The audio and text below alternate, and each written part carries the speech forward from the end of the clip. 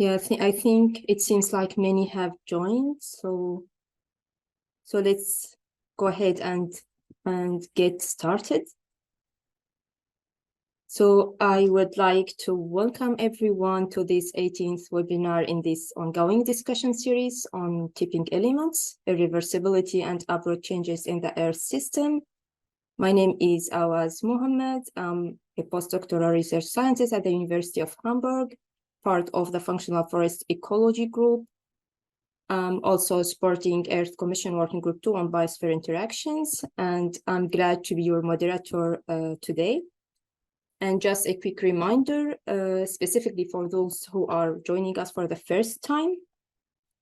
So the goal of this discussion series is to advance knowledge on tipping elements, support efforts to increase consistency in treatment of tipping elements in the scientific community, help develop a research agenda, and design joint experiments and ideas for a tipping element model intercomparison project, or TIPMIP for short.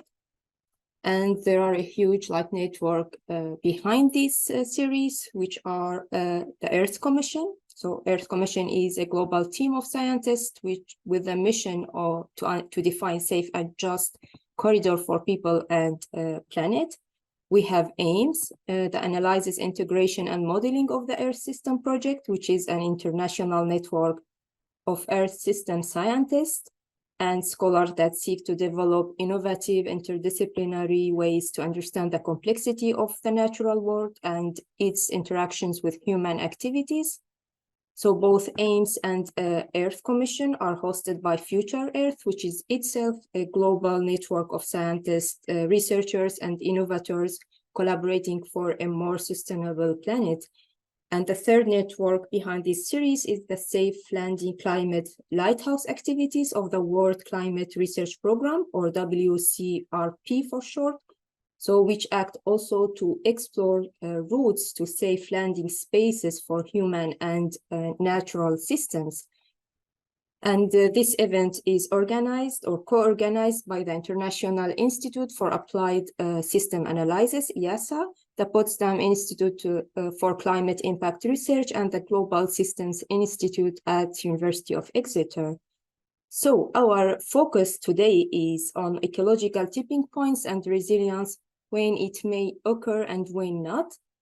And briefly, our agenda for today is that we will have two presentations, each about around 20-25 minutes long, followed by a discussion session, which will be also around 30 minutes.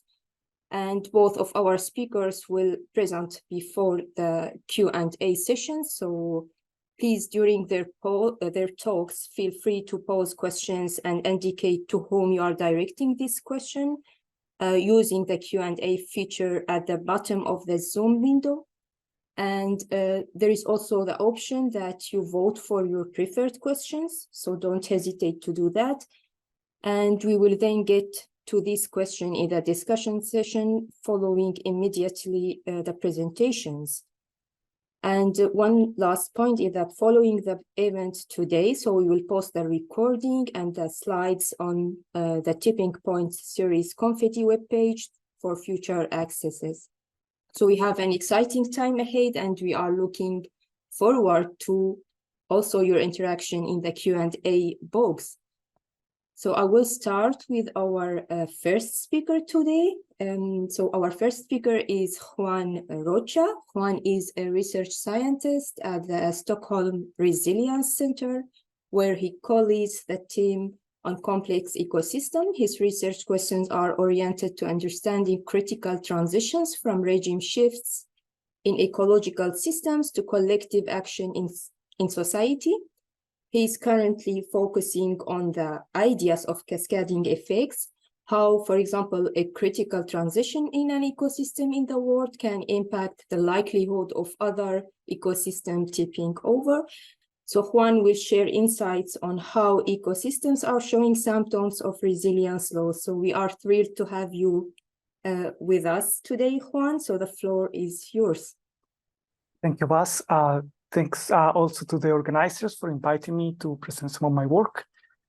Please confirm you see my screen on full view of the slides. Yes. Super, thanks a lot. So the talk I'm presenting today is based on a paper that was published in Environmental Research Letters in 2022. The slides are on my website, and just if we go quickly to the last slide, you will find there the link to the slides, the link to the papers, and everything on the presentation. That these blue are active links if you're interested in reading more on some of the methods or datasets that I'll be using. So the title of the paper is Ecosystems are Showing Symptoms of Resilience Loss. Been thinking of resilience in the context of regime shifts, which broadly speaking, they are defined as large, abrupt, and persistent changes in the function and structure of ecosystems. Canonical examples include the shift from forest to savanna. This picture was taken in the Chaco region of Latin America, where parts of the forest is being transformed to savanna due to cattle ranching activities. Another canonical example is the shift from coral-dominated reefs to macroalgae of soft coral reefs, has been documented in many places around the world with impacts on communities that depend on these ecosystems in terms of tourism, maintaining fish communities, or coastal erosion.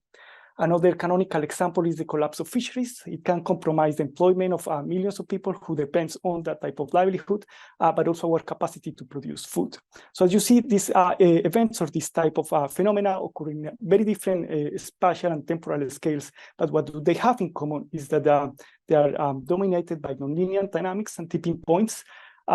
When those tipping points are reached, it's often the case that the ecosystem structure changes in configuration, and then the services that we receive from that ecosystem change sometimes in a negative manner. Because they are nonlinear dynamics, they are very difficult to predict, sometimes hard or impossible to reverse. And for those reasons, are very important to better understand when in the world they are likely to occur. But answering that question depends on our ability to observe and measure resilience. A number of groups around the world have been trying to focus on that question and using different data sets and techniques. In this paper, I try to combine some of those recent developments on Earth observations. So the data I used was harmonized by the Earth System Data Lab. They are based at the Mackman Institute of Biogeochemistry, but what they're doing is taking remote sensing products from the European Space Agency, NASA, and the like, and putting them on the same space and temporal resolution. They have about 75 variables, mostly reflecting changes in climate. So there are about 2 or 3 decades of weekly observations on how the planet is doing. But some of those variables have to do with how ecosystems are doing. In particular, I was focusing on gross primary productivity, ecosystem respiration, and leaf area index as 3 data sets that speaks of how the terrestrial biosphere is changing, and also the color of the oceans, or which is a proxy of chlorophyll A, so primary productivity on the sea surface. Put it together, there are about 1 million pixels and a resolution of a quarter-degree grid resolution and weekly observations. Depending on the data set, we have between 18 years or 2 over 2 decades. And with this time series, then we can start playing around with some of the techniques that people have been using to approximate resilience. The first one, or the first family of metrics, is critical slowing down. It's a method that expects resilience loss due to the flatness of the basin of attraction. So resilience in this mathematical framework is the size of the basin of attraction. You can lose size when the basin of attraction gets shallower. Critical slowing down is a particularly good method where you are approaching the tipping point by increasing slowly on some control variable or driver. Then what you expect from time series or the signature that it leaves is increasing variance and autocorrelation.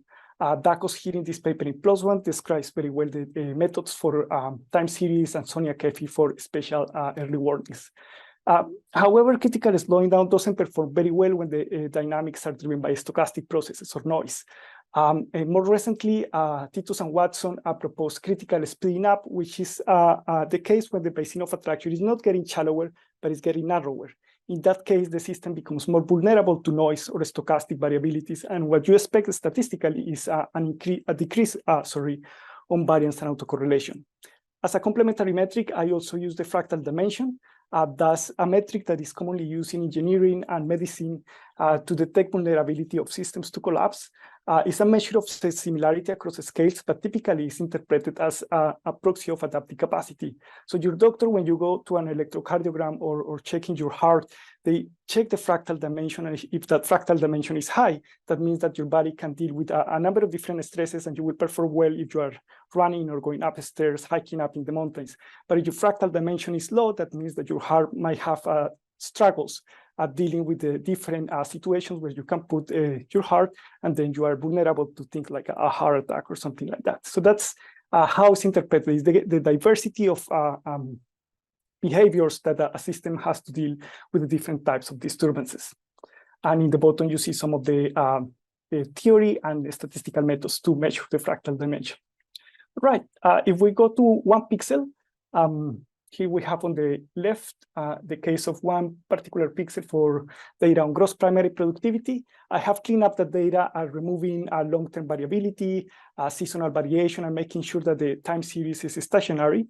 Once I have done that, window, and as this rolling window moves towards the future, then we calculate the 5 indicators of resilience loss that I just mentioned. We expect changes on those statistics, either increases or decreases, and to detect when in time that change start being a warning, I then fit it and segmented regression. That what it gives me is a point in time at which 2 linear regressions are significantly different in the slope. So you can fit a line on the first part of the time series, a line on the second, and then if there is a sharp increase on the second slope, that means you are getting an increase on the standard deviation in this case, or a decrease on the autocorrelation at lag 1. So we can do these visual checks for 1 pixel, but it's very difficult when we have a million of time series or the whole planet. So in order to not having to do this visual check, what I do also is calculating the delta, what is the change of that jump between the minimum and the maximum value for each of those statistics. For now, the delta doesn't mean much, but it will allow us later to make comparison within the whole planet. Right. The first result of the study is that the genetic indicators doesn't necessarily agree don't necessarily align with critical slowing down or speeding up theories. The critical slowing down and speeding up expect an increase or decrease on variance and autocorrelation at the same time, but that's the case only for a few pixels on the dataset. For most pixels, you find a combination of all these 5 indicators, but it's more common than not that you have an increase on one and decrease on the other, like the case of this pixel, where by the 5 metrics, you have a signal of resilience loss, but you have an increase in standard deviation and a decrease in autocorrelation at lag 1. Towards the end of the talk, I will clarify why that's the case. But for now, with delta, then we can start thinking of comparison. In this case, we constructed the probability distribution of the delta per biomes, both in terrestrial and marine systems. What it allows us to do is delta by itself doesn't tell me much, but if the delta statistics is on the ends of the distribution, that means that particular pixel had a very big jump in autocorrelation or variance with respect to all other pixels of the same biome.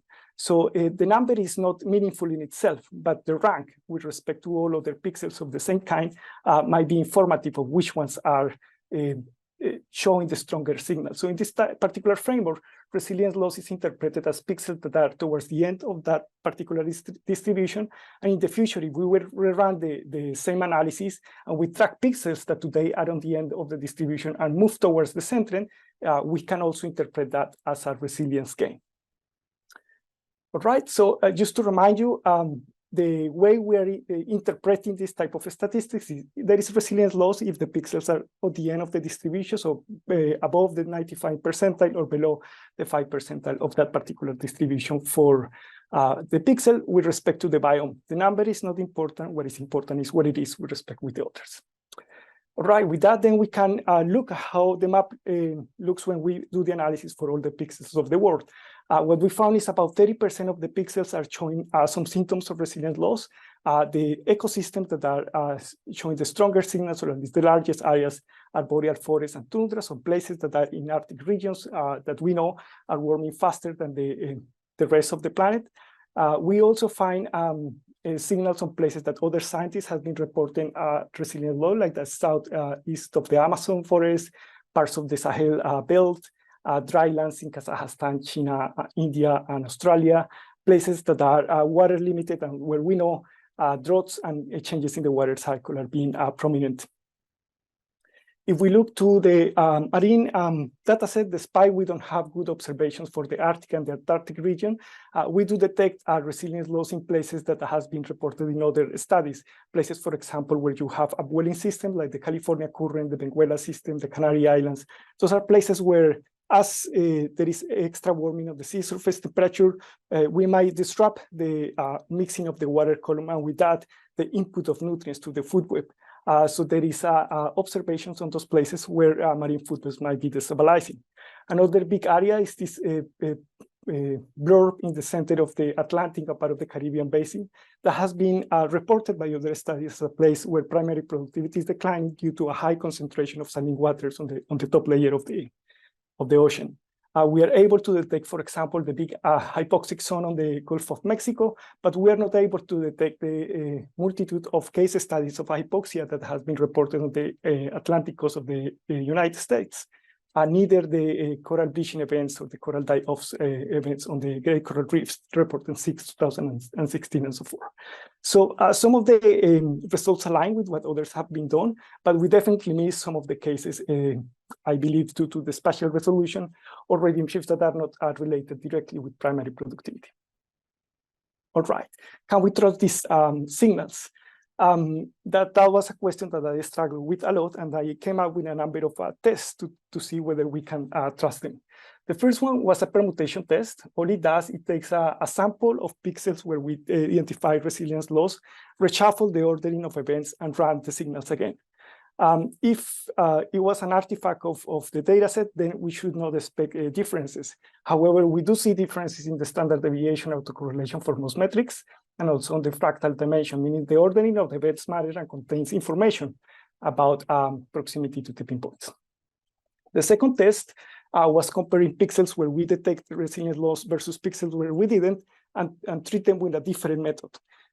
In this case was an autoregressive model that allows us to calculate the leading eigenvalue of the system as it goes over time, and that leading eigenvalue is a stronger piece of evidence that the system is leaving its current basin of attraction. It doesn't tell us whether there is an alternative regime or not, but it tells us that the system is getting unstable. So up of 100 pixels, for example, where we detected a resilient loss in marine areas, for about 50%, we confirmed with the second method that, in fact, the time series left the basin of attraction, or the leading eigenvalue went over 1. And for the other half, we saw a displacement of that leading eigenvalue towards 1. We saw a similar pattern, but with less strength for gross primary productivity, and we did not find any differences in terrestrial ecosystem respiration dataset. What it helped us is, or it showed that with this multi-method approach, we can start testing which variables are more suitable for some of these early warnings exercises. This is only possible because we can do it at the planet level, comparing everything with everything. If you only have a couple of case studies, that would be more difficult to do that comparison. All right. So how am I doing with time, Awaz? Yes, you still have like 10 minutes, I think. Perfect. So I have some concluding remarks for now.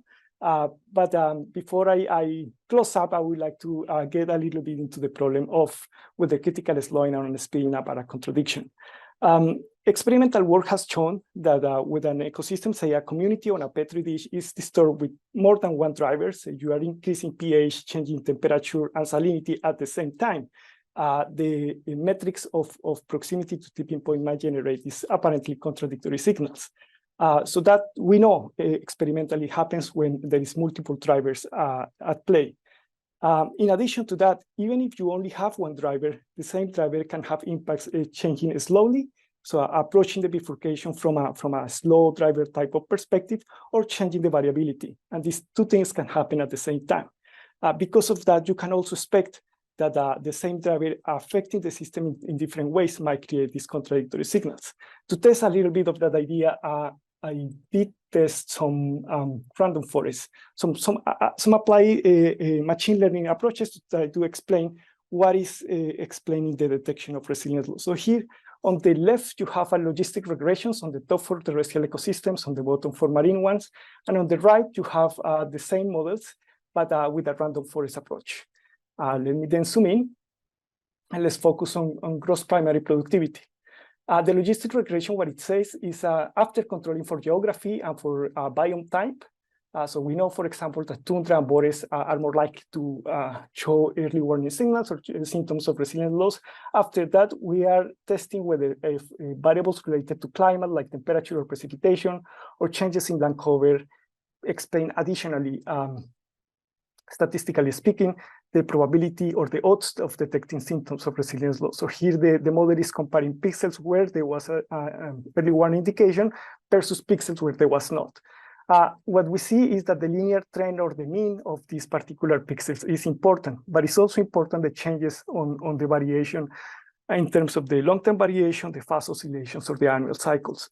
And for some of those pixels, for example, precipitation, the variability of precipitation on drops are changing faster than the mean average change of precipitation itself. So it raised the flag that we might approaching this critical transition via changes on variability rather than the typical bifurcation approach where critical slowing down is very successful. In the random forest, we see about the same type of evidence when mean temperature is the stronger predictor of resilient loss, for example, for gross primary productivity, but the next three are all related with changes in variability in temperature at different time scales, and the same for precipitation and the variability of precipitation in different time scales. So these help us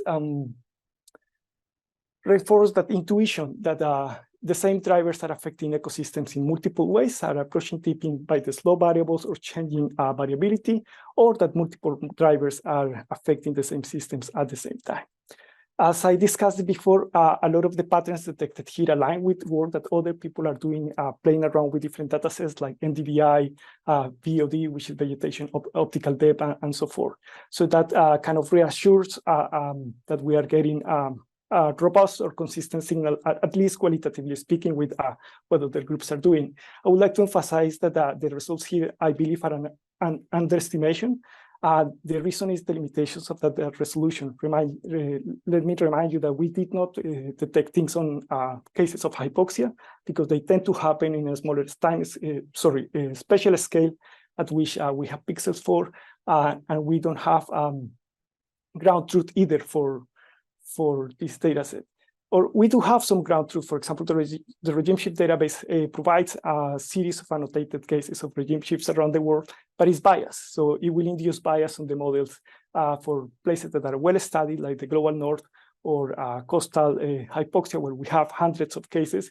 And then it won't allow us to see things on the global south or things that are not so well documented.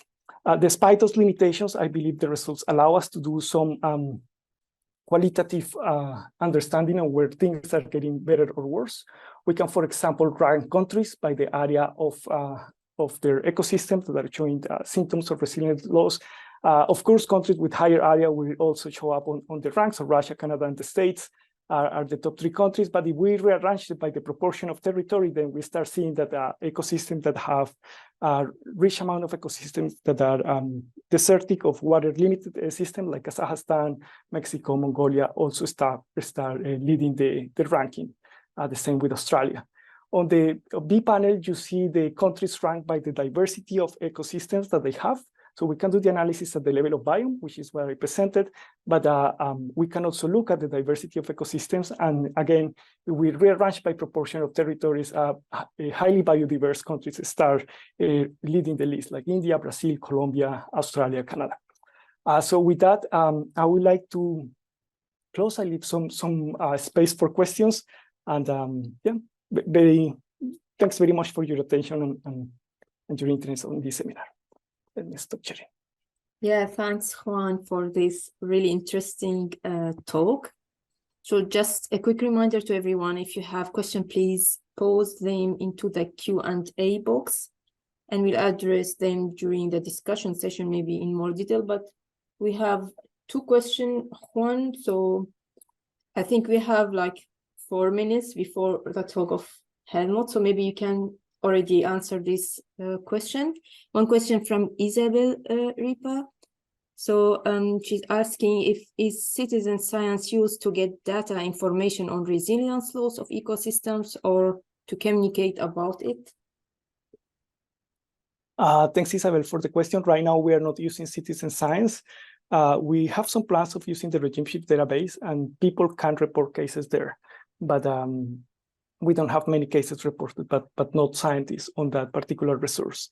I know of work that are trying to train, for example, text type of models to identify symptoms of resilience loss on newspapers or things like that. So it won't be citizen science, but it will be trained on datasets produced by citizens, journalists, and other sources.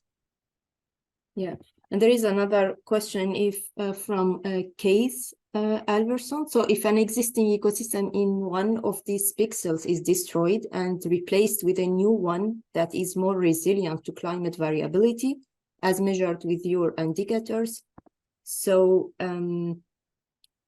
yeah, does this qualify as resilience loss or gain? Well, the resilience loss is, in this particular study, is not about the ecosystem type, it's about the function that the ecosystem is performing. So when I use the gross primary productivity dataset, what I'm actually measuring is the amount of carbon that the ecosystem captures over time. So that is the function that is becoming unstable or destabilized. If we change from forest to savanna, the two type of ecosystem will perform on that function differently, and which one is more desirable will depend of the managers, the community, the countries that govern that particular ecosystem. But I wouldn't say that the one type of system is more resilient than the other. Both are resilient depending on which type of disturbance you're talking about. And in this particular case, as a clarification, I was talking about resilience of primary productivity, which is a function of those ecosystems. But it could be different if we measure resilience of the water cycle or some other function that ecosystems perform. Yeah, thanks, Juan. I think we will address the other question during the discussion session. Thank you. So please don't forget to direct the question to the relevant speaker, because to not losing between who should answer your questions. So, and it's now my pleasure to introduce our next speaker, Helmut Hillebrand. So Helmut is a professor for plankton ecology of the Institute for Chemistry and Biology of the Marine Environment at the University of Oldenburg. He is very interested in the mechanism that constrain and alter biodiversity in a variety of ecosystems. So he likes to think about the complex nature of biodiversity change and ecological stability. He is trained as an experimental ecologist, and he has focused more on research synthesis and data analysis in recent years. And since 2017, he is founding director of the Helmholtz Institute for Functional Marine Biodiversity at the University of Oldenburg, and which is like a collaboration between the university and the Alfred Wegener Institute, Helmholtz Center for Polar and Marine Research. And their focus here is on interdisciplinary projects on marine biodiversity and conservations. And today, Helmut will explore whether there are thresholds for biodiversity change or not. So thanks for being here, Helmut, and the floor is yours. Thank you, Awaz, for introducing me. Thanks, Juan, for a fantastic talk. I will look at a similar question, but from a slightly different angle, and that is mainly from the angle of biodiversity, not so much the emergent processes or functions associated with them.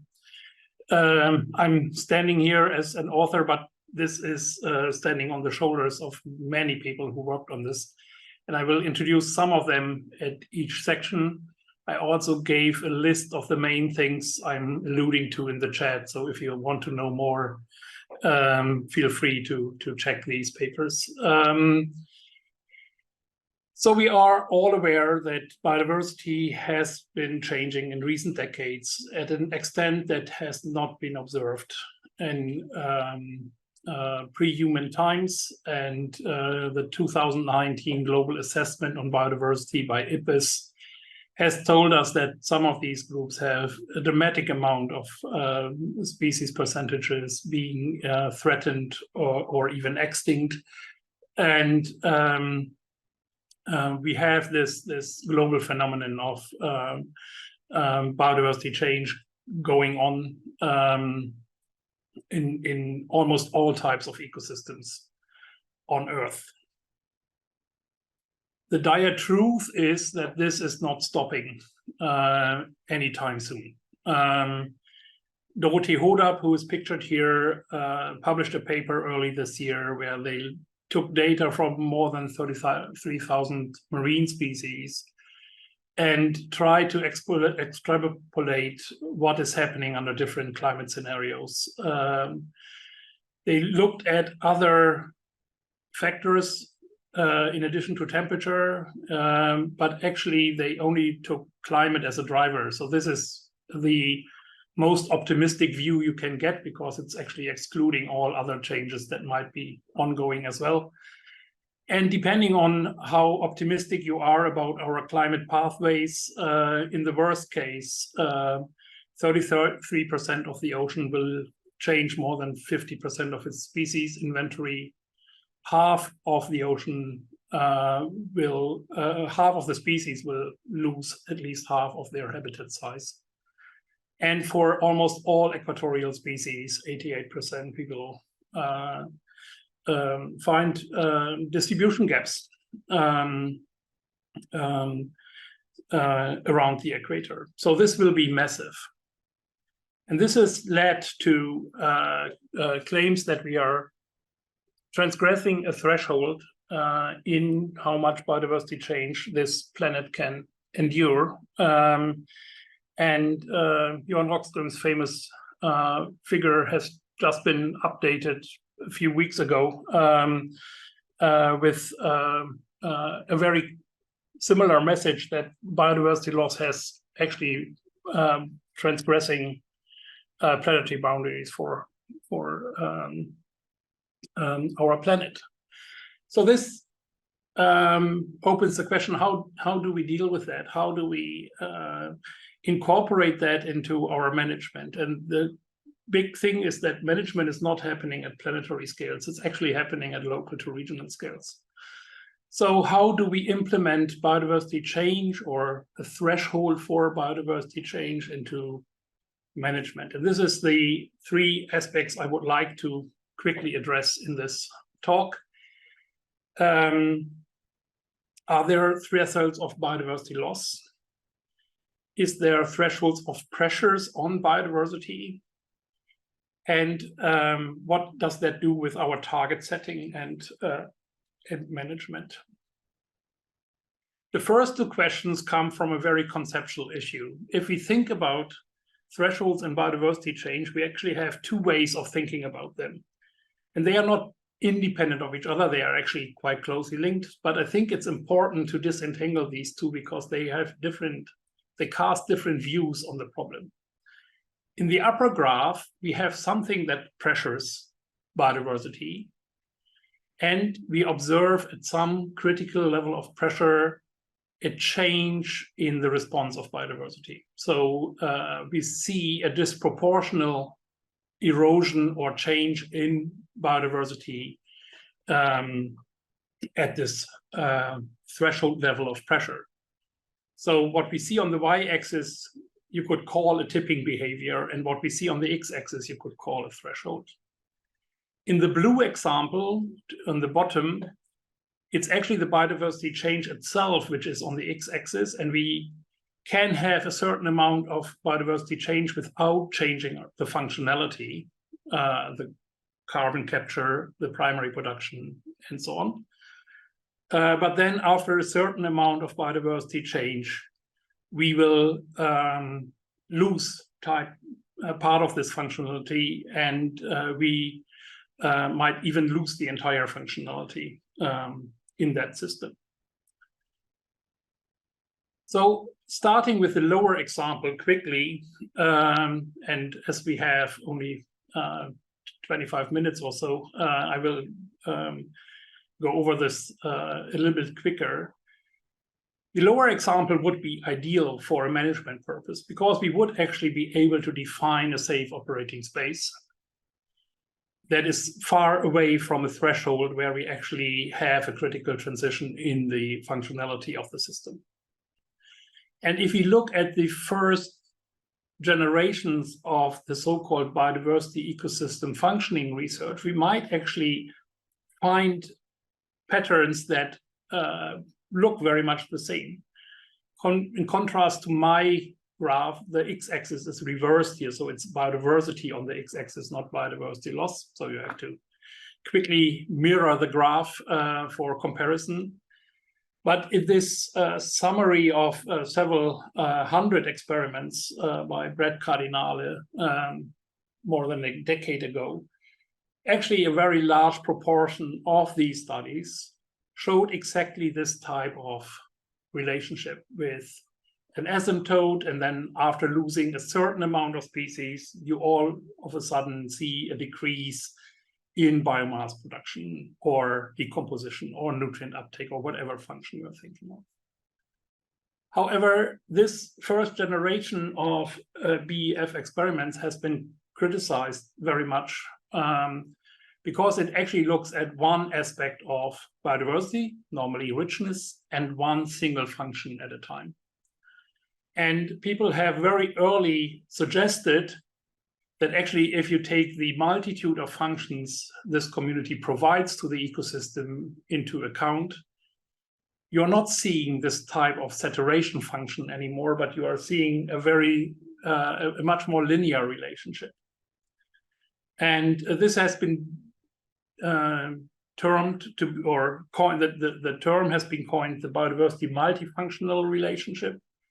And that often appears gradual, almost linear. One of the best examples is a grassland study by numerous colleagues, the Jena biodiversity manipulation experiment that runs for 2 decades now.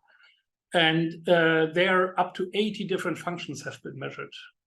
And if you look at the slope of the diversity effect, it actually becomes stronger and more linear the more functions you are actually adding to the analysis. So it actually means that biodiversity loss that is safe is something that is potentially an illusion. The idea that there is some amount of biodiversity that is redundant disappears as soon as you look at the multitude of processes in the ecosystem.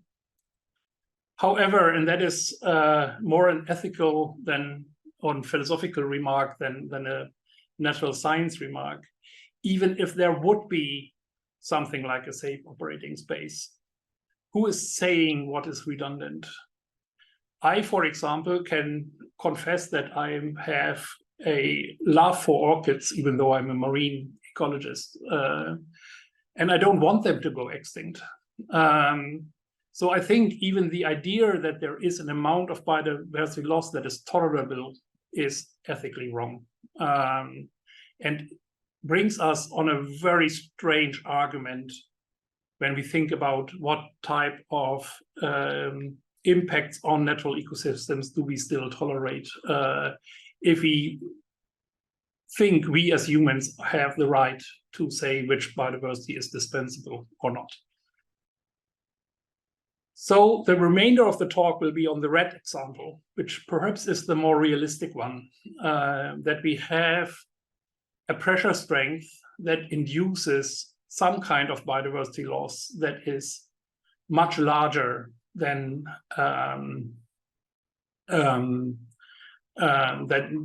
you would get from a proportional change. And I will look at this from 3 viewpoints. One is what is actually data telling us in this respect. Would we actually see the biodiversity change in time with the pressure? And what is about delayed responses? And what would be our ability to detect these disproportional changes? If I think about systems that might have a pressure level where they actually have a disproportionate biodiversity change, I always think about ecosystems that depend on foundation species. Juan showed the coral reef example. You can also think about seagrass meadows, for example, in the marine environment, where the presence of a species or a very closely related group of species is actually defining the ecosystem, and the absence of this foundation species obviously changes biodiversity. So you will observe all or more gradual changes in the composition as long as the foundation species exist. And if they don't exist anymore, then you will see a rapid change. Also here, of course, we are already making a judgment, because in this nice graph by Emmett Duffy, which I fully subscribe to, that this is one of the changes we are observing in benthic habitats, for example. We are, of course, putting the diversity of all the plankton, and I'm a plankton ecologist, so I have to make this remark, as like one gray dot. But in reality, of course, it's many species. So if you would just count species, you might even increase in biodiversity in such a system. But that is only a small aside here. If we look at data of how biodiversity changes, this is from 2 coastal areas that have been undergoing a lot of environmental change over the last decades. And if you think about how the composition changes over time with temporal distance, what we are mainly seeing, especially in the long data series, is gradual change. Dissimilarity increases with temporal distance. It's not increasing suddenly, it's actually increasing slowly. And actually, this might be one of the major functional consequences of biodiversity in itself. The incredible number of feedback mechanisms that a high biodiversity ensures actually might smoothen transitions because exactly of that, of these many feedback mechanisms that occur. This is an example, again, by Dorothee Hodap, where we looked at turnover in grasslands if you take, or if you change the environment drastically. So this is a global experiment, 50 sites worldwide, same treatments. And we look at the compositional change when you take away herbivory, and herbivory in grasslands is one of the most important influences you can think of, and if you take away nutrient limitation. And actually what you see is no rapid change. It's actually a slow turnover. And actually the treatments are less important than how much additional diversity you have in the meta community, so how high your beta diversity is. It's actually the existence of additional information around the target plot that is constraining biodiversity more than the change in this environment. So again, we don't have an abrupt response to an abrupt change. I've recently started interacting with paleoecologists, and this is a paper that came out late last year. It's led by Tonke Strack here to the left, PhD student at the University of Bremen. And she looked at core data over the last deglaciation period in the Atlantic Ocean. And what you see on the lower graph to the left is the global temperature change over this time series. You see the dramatic increase in temperature from 17,000 years before now to 10,000 years before now. And then on the upper graph, you see the change in community composition. And again, it's a gradual change, and it's actually continuing after the temperature change has ceased. And this made us think about what is the synchrony between the change in the environment and the change in the composition.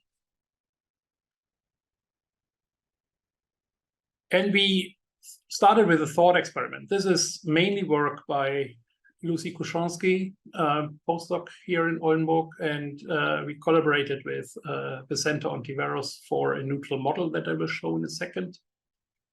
So think about, we are doing something really bad to the environment, putting a toxin in. Every species is negatively affected. However, we will not see immediate extinctions unless we are putting so much toxin in that everything is killed, but that is like trivial. But in a system that deteriorates, what we do is we turn population growth rates negative. But before the population actually goes extinct, there will be a time delay. Unfortunately, and that is something that we really have to communicate better to managers, is we also have the opposite problem. If we do something good to the environment, like in the middle panel, all species might profit. But before we see new species arising, there is a colonization delay. But the real interesting thinking starts when you think about a change in the environment that is not per se good or bad for all species, like warming. It will attract some species that more like it warm, and it will deter some species that more like it cold. You could argue that in many systems, at least those that have not a very large isolation, that are not very isolated, sorry, colonization might actually be faster than extinction. So you might actually only need a few individuals to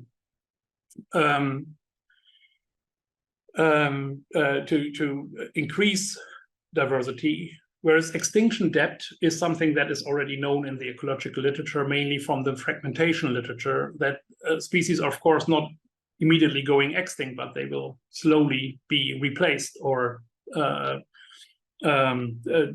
displaced by new colonizers.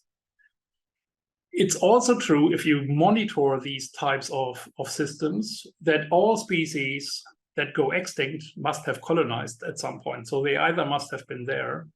So there's actually as I think, underexplored net imbalance between colonization and extinction here. So we looked at European freshwater fish data. It's the Riff Fish Time database by Lucy Comte and others. Freshwater fish are meant to be extremely vulnerable to environmental change.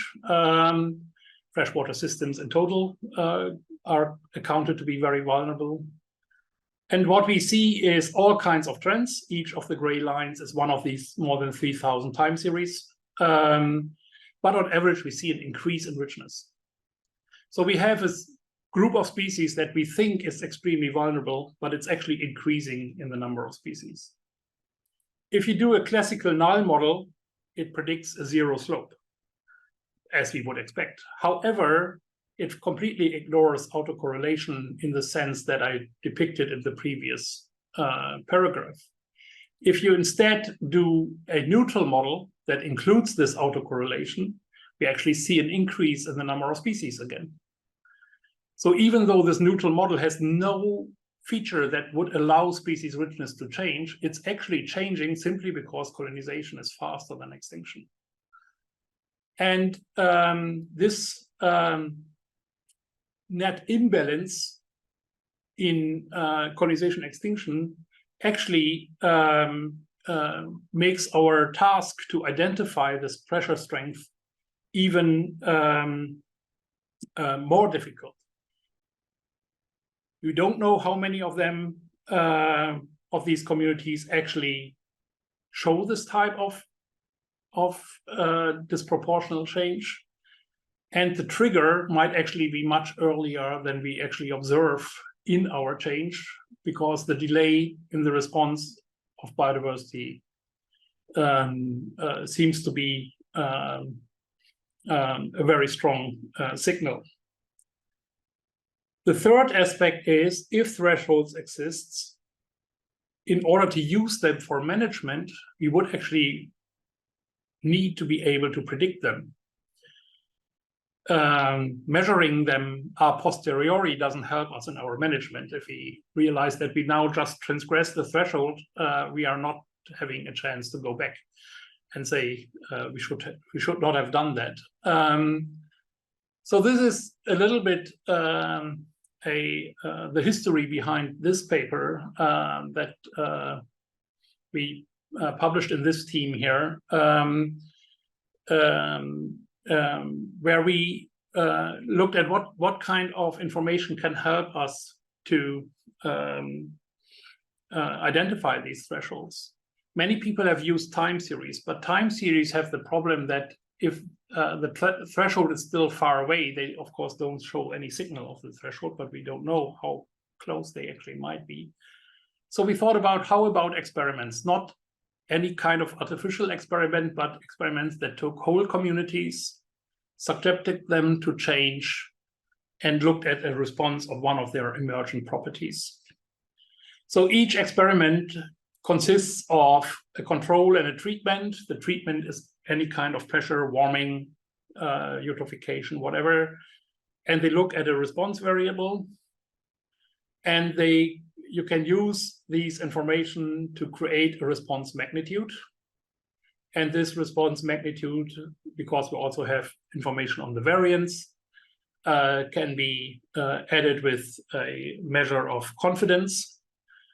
And by putting many experiments together, you could actually think about one option is that there is a gradual increase in response magnitude when you have stronger pressure. However, if there is a threshold where the pressure actually leads to a new response magnitude, then you should see something like a certain smaller response magnitude, a low pressure, because even the most sensitive systems are below the threshold. Then some actually flip into something new, a new type of response. And at the highest threshold level, you would even put the most robust systems to the brink. This is acknowledging that for each of these experiments, there is a different threshold, of course, but you could at least say, when do these types of responses kick in? And we did that for 4,500 experiments from 36 meta-analysis. It's important to acknowledge that for each of these meta-analysis, there was only one thing on the x-axis, like temperature in degrees Celsius warming, and one thing on the y-axis, like biomass. So it's not merging everything to everything. So we have 36 cases, unique combinations of pressures and responses. And we looked at whether the pressure strength impacted the response magnitude, independent of whether it was gradual or disproportional. We checked whether we actually find a new type of responses along the pressure gradient. So is there an increase in variance? And we tested whether we find multimodal response magnitudes. We found that in most cases, the pressure strength, of course, had an impact. That is what we expected. We had 8 out of 36 meta-analysis where we found this variance increase. However, in 2, it was actually a variance decrease that we found, so not what we expected. And in 3 more, it only occurred at the highest ever applied pressure strength in ecological literature.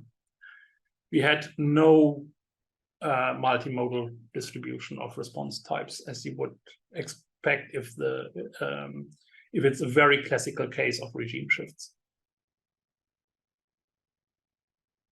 One thing that has been misread into this paper, even though we explicitly stated at least twice, is that we say there's no thresholds. This is not what the paper is about. It is about detecting thresholds. There might be a lot of thresholds, but if we can't detect them, then we can't use them for conceiving future management issues. Another aspect that has been published here by Beck Spake and John Chase and others is that they said that we might have underestimated our ability to predict these thresholds because we used log response ratios, so we had log transformed response magnitudes. However, we had already done this in our scenarios. We did test, of course, whether our 3 tests would actually detect threshold type of increases in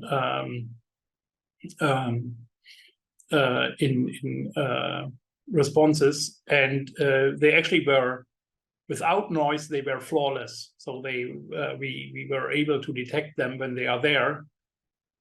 However, and that comes back to something Juan has already said, already small amounts of noise in the simulations, so where we jitter around the data a little bit, actually makes us very lowers the power of these tests very, very strongly, independent of the log transformation.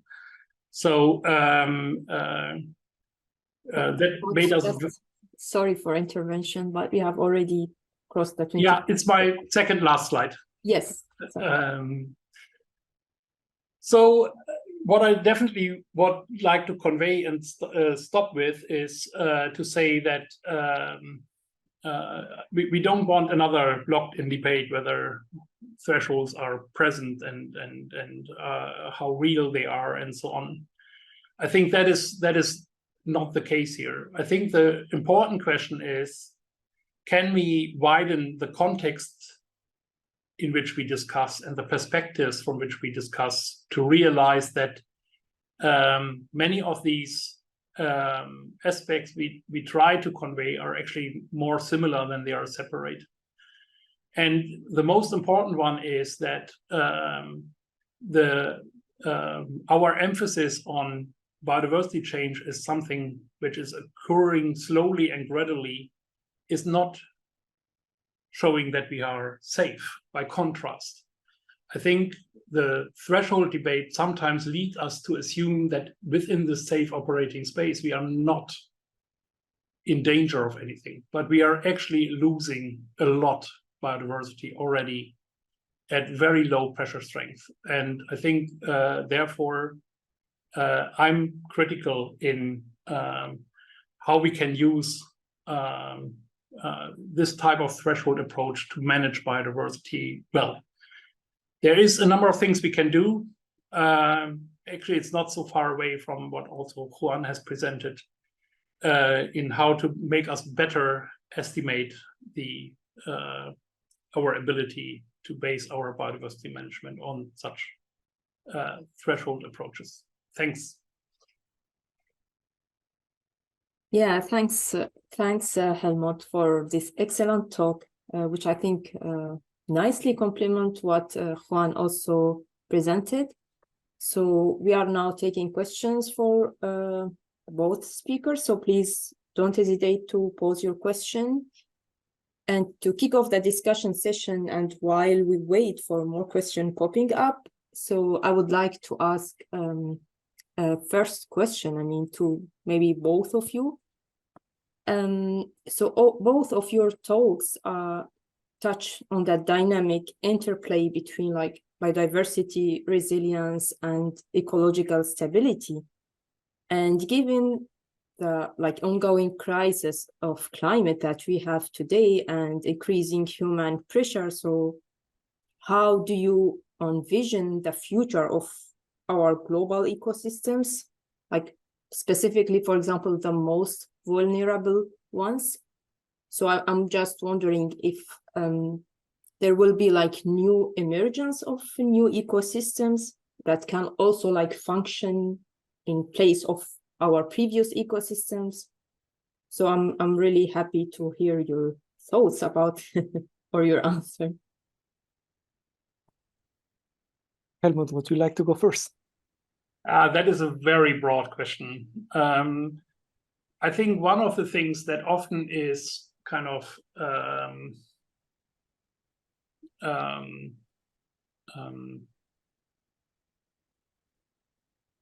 or one thing that I think we need to consider is when we think about stability, do we think about the stability of an emergent property or the biodiversity itself?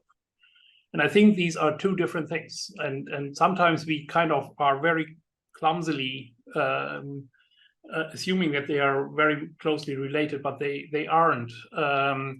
If you change the environment, to put it very acute, the only way to keep your function is to change the biodiversity that promotes this function, because you will shift species out of their optimum.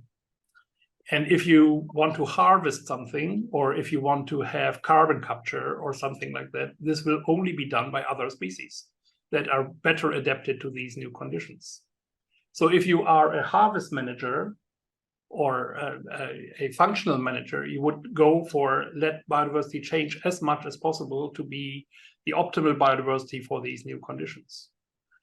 If you want to protect the rhinoceros, this will not help. So if you are a conservation biologist and you want to keep a certain species or a certain species composition or even an ecosystem, then you have to be aware that under different conditions, this ecosystem will perform differently. So the function will change. So there is actually a relationship between functional and compositional changes in the environment or in these ecosystems. And I think one of the interesting discussions that we are not really into very much, at least what I'm reading, is how do we bring these two things together? How do we evaluate shifts in biodiversity versus shifts in the stability of a certain function, for example?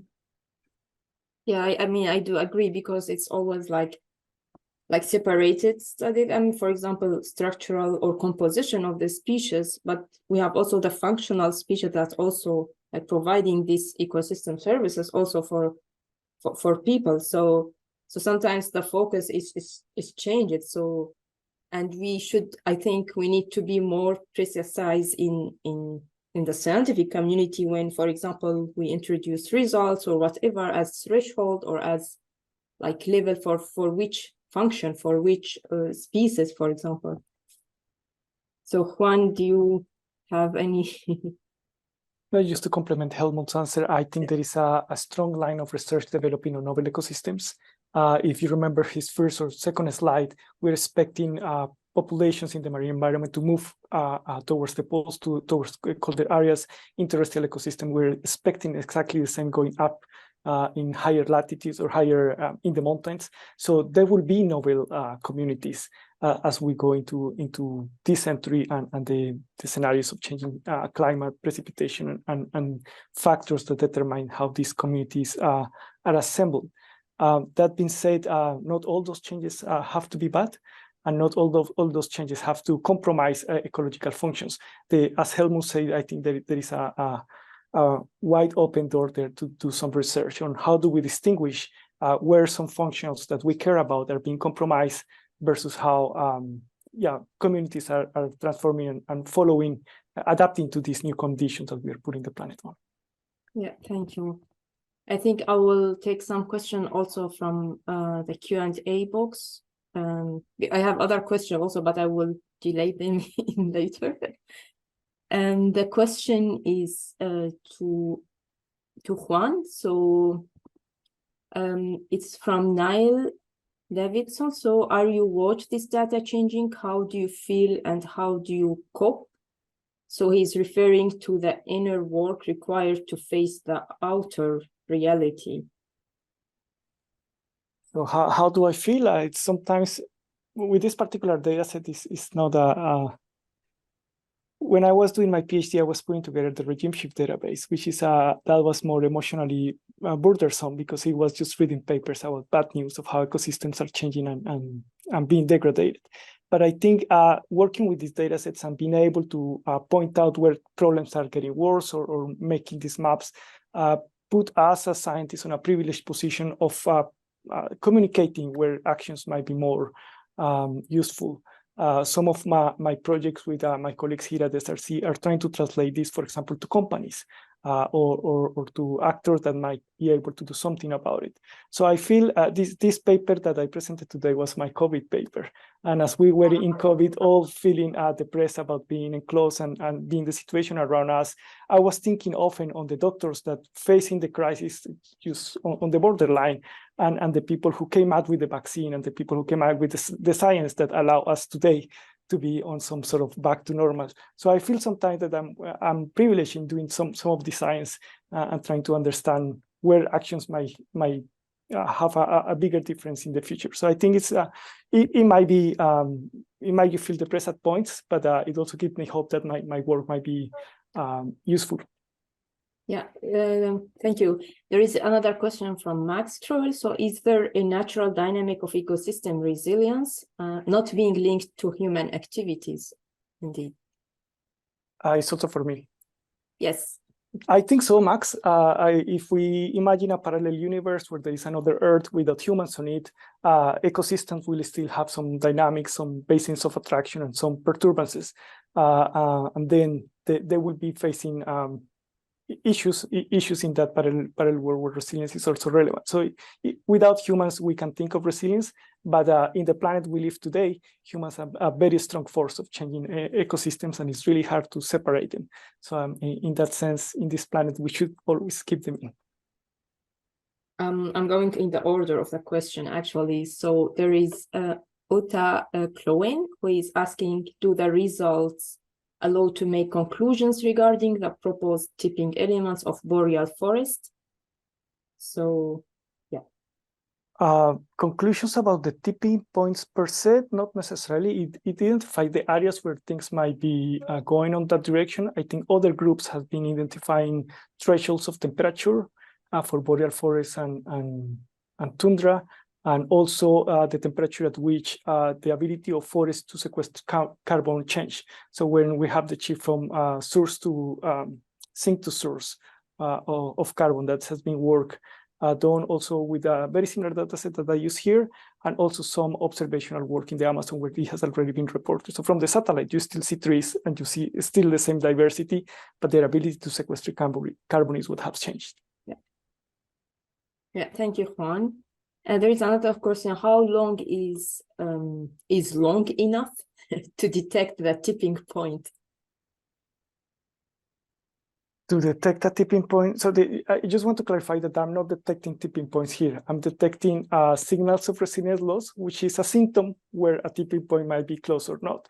Going back to the analogy of COVID, is like I'm detecting that you tested positive for COVID. It doesn't mean you are going to die. It doesn't mean you're going to get long-term symptoms. It just means you're presenting some symptoms. So it should be interpreted that way.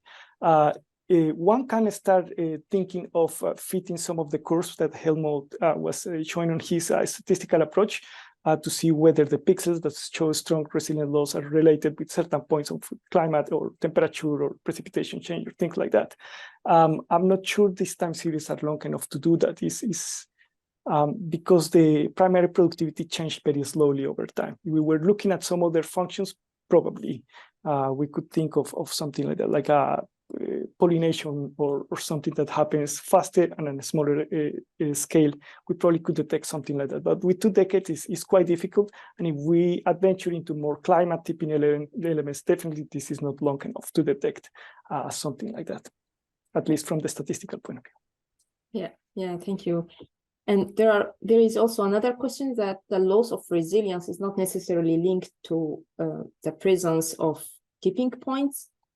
So behavior. So did you also test somehow if a system has hallmarks of tipping point systems?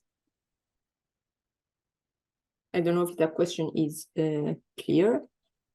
So it's Jim Van Beltzen who is asking if the loss of resilience is not necessarily linked to the presence of tipping point behavior. So did you also test somehow if a system has hallmarks of tipping point systems? Or if there is an indicator of like this tipping point? I think Yeah, so far I did not test for the existence of the tipping point itself. As Helmut, I believe that it's really hard to statistically get a good answer to that.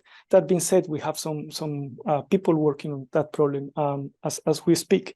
But rather than when I was a kid, I really liked to destroy things, and my mom didn't like me because of that. And then when I look at a regime shift, I often think on how many different ways you can tip it over. How many ways can you screw it up? So if you think of the Amazon, you have a tipping point already quantified, which is between 3 and 4 degrees Celsius. But before we get to that, we're probably going to cross tipping points for fragmentations, which is proposed at 40%. We're already at 25 or something like that.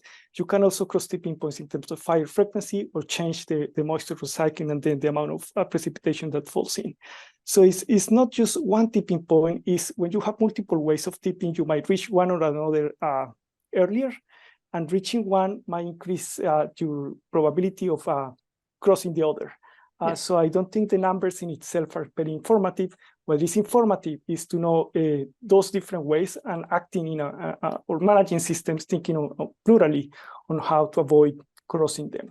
The maps I show is just showing me where those actions might be more useful. Yeah, thanks, Juan. Yeah, great. So we have also a question for you, Helmut. So from Case Alverson. So she's asking, this year the Convention on Biodiversity met in Montreal and acknowledged that none of their past issued biodiversity targets for 2020 were achieved. They then created a new framework that is due to be achieved by 2030, and if anything more ambitious than the issued targets were. Please comment on any changes between then and now that might lead us to believe that new biodiversity framework may or may not be any more successful than the issued targets were. Yeah, so fantastic question, Keith. First of all, the Global Biodiversity Framework has taken some lessons from the IEG process, has tried to be more concise and clearer in the demands for the change necessary. We are just finalizing a paper at the moment where we look at how well do the Global Biodiversity Framework targets reflect what is being discussed about biodiversity change in the literature, in the scientific literature. And actually it does very well. But that is already coming at the problem. It's actually not a failed biodiversity framework or our inability to provide the scientific basis for making decisions. It's the inability to make decisions.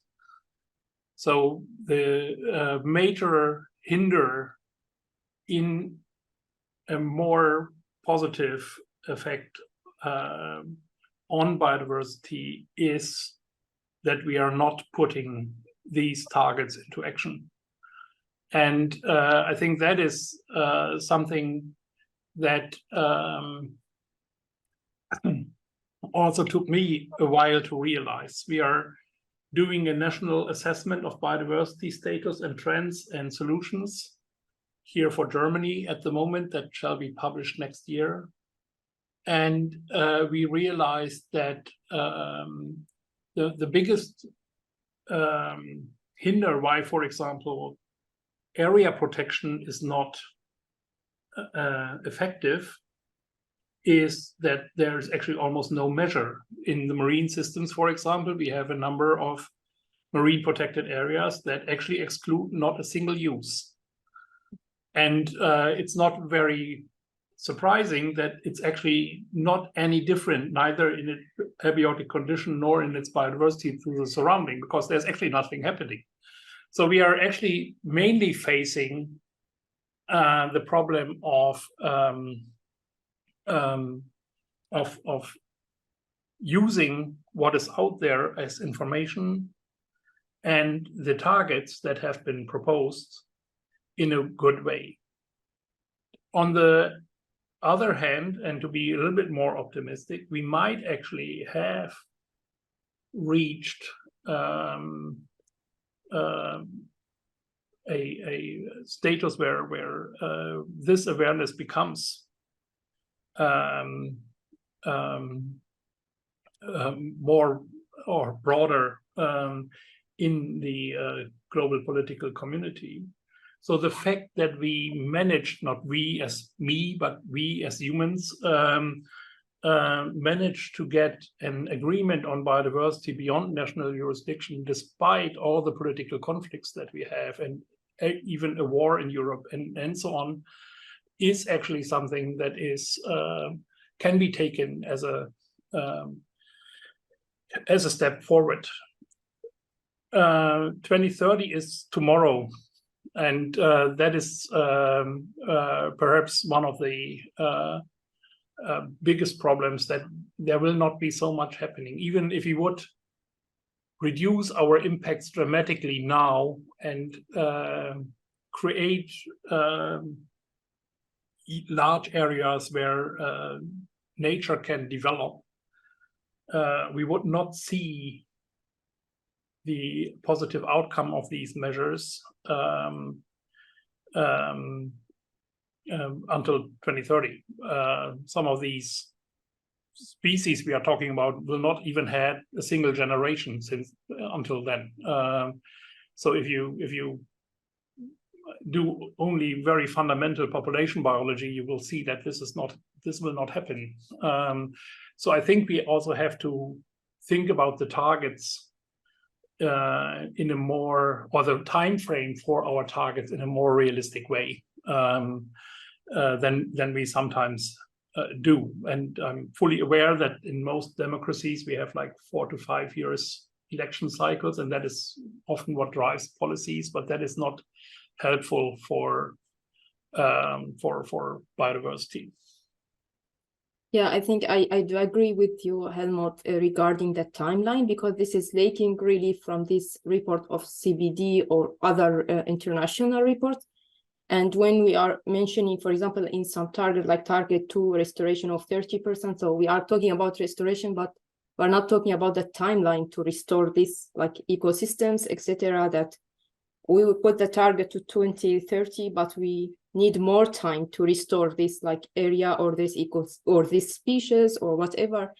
And when we talk also about like in target 2 about like degraded land, then there is also different degree of degradation, and which type of degradation do we need. So I think we need to be more precise in this like targets or in putting these targets. Like that's why it's like difficult to translate them to actions, for example, because we don't know, and each ecosystem is unique in its characteristic, given its characteristic, and all these the complex interactions in biodiversity with the environment and these kind of things. So yeah, I do agree that we lack that in this CBD report. If I may add one thing, we often, and Global Biodiversity Framework and Aichi has done this as well, we often think about the things that we protect, like the 30% protection, the 10% no use protection.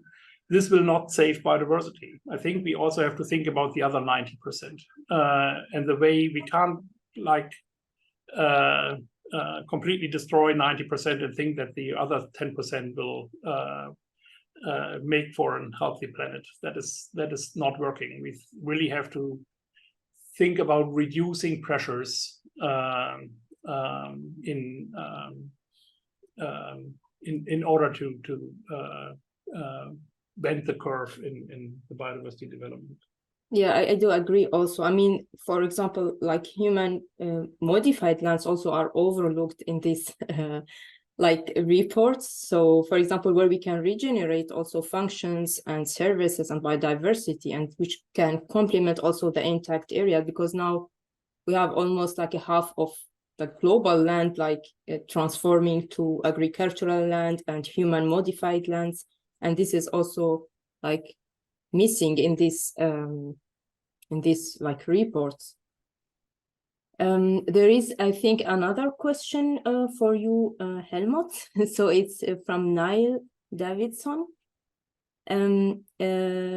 So Helmut's response about awareness in conjunction with the Biodiversity Convention seems to allude to social tipping points. So what do the speakers think about social tipping points and the time left on the clock of the world?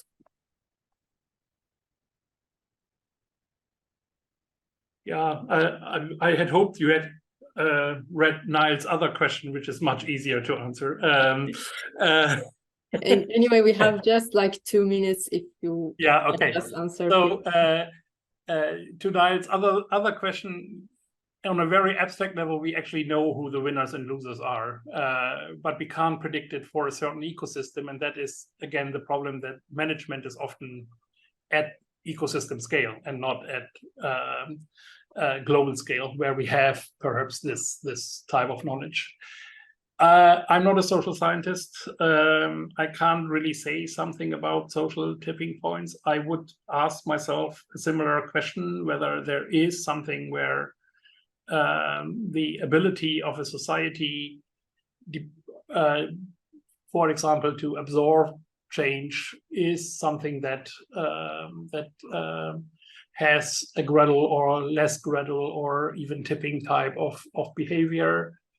I'm simply not read into that literature to really make a true answer on this question, but I think it's a very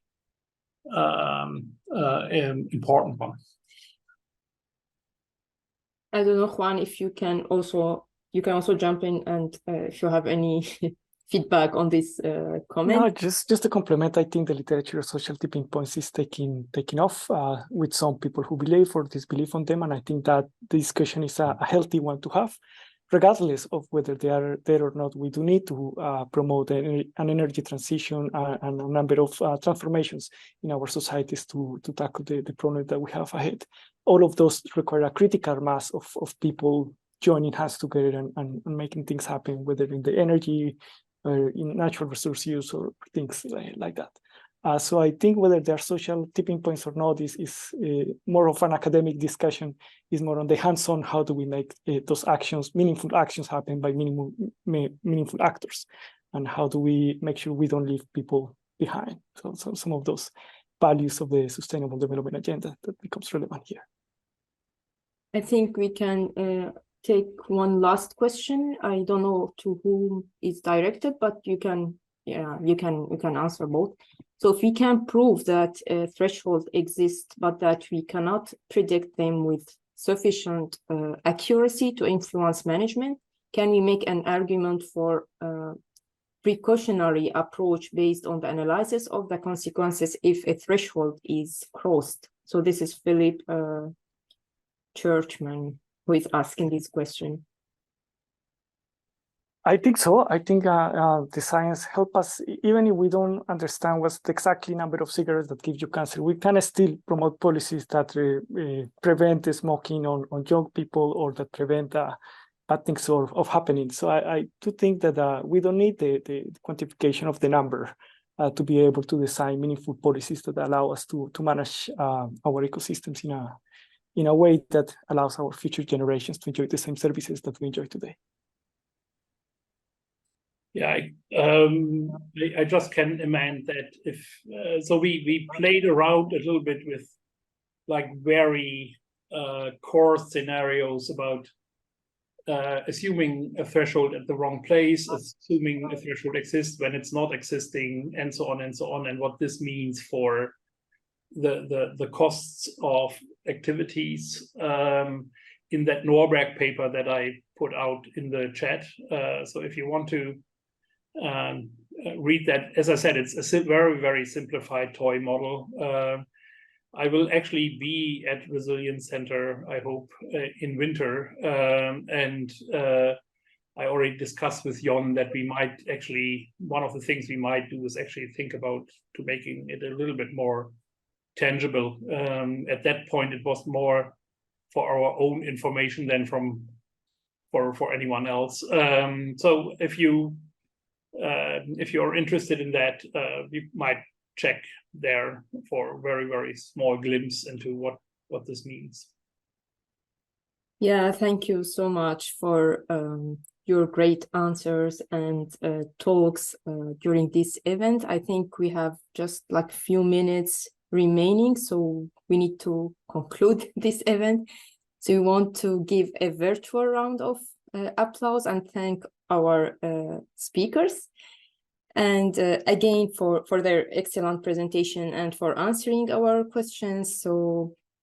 And many thanks to all of you still online for your attention and participation today.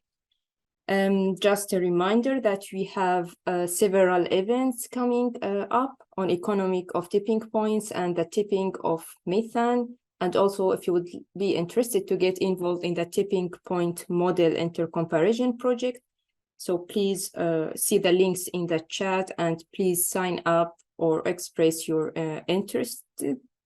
And thank you again and have a great morning, afternoon, and evening, wherever you are. Thank you so much, Juan and Helmut, also for your very nice talk. Thanks, everyone. Have a great day. Bye. Bye-bye. Bye.